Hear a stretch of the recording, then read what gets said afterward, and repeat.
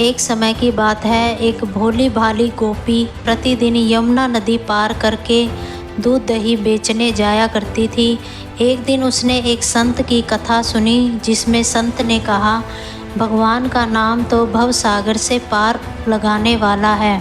इस बात ने गोपी के हृदय में गहरी छाप छोड़ी। अगले दिन जब वह यमुना नदी के किनारे पहुंची तो उसने भगवान का नाम लेते हुए नदी में कदम रखा। आश्चर्यजनक रूप से वह बिना डूबे नदी पार कर गई। कुछ समय बाद गोपी ने उस संत को अपने घर भोजन के लिए आमंत्रित किया। जब वे दोनों यमुना नदी के किनारे पहुंचे तो संत ने नाविक को बुलाने का प्रयास किया। गोपी ने कहा, बाबा, आपने ही तो कहा था कि भगवान का नाम भव सागर से पार लगाने वाला है। मैं तो रोज उसी नाम के सहारे नदी पार करती हूँ। संत ने गोपी की बात पर विश्वास करते हुए उसके पीछे पीछे नदी में कदम रखा, लेकिन वह डूबने लगे। गोपी ने तुरंत उनका हाथ पकड़ लिया और दोनों सुरक्षित पार हो गए।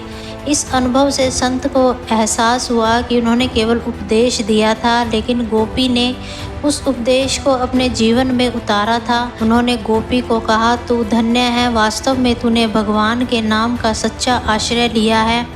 गुरु के उपदेशों को केवल सुनना ही पर्याप्त नहीं है, उन्हें अपने जीवन में उतारना आवश्यक है। गुरु हमारे जीवन रूपी भव सागर से पार कराने वाले नाविक होते हैं। उनकी शरण में जाकर उनके मार्गदर्शन का पालन करके ही हम जीवन के कष्टों और भ्रमों से मुक्त हो सकते हैं। हरि ओम।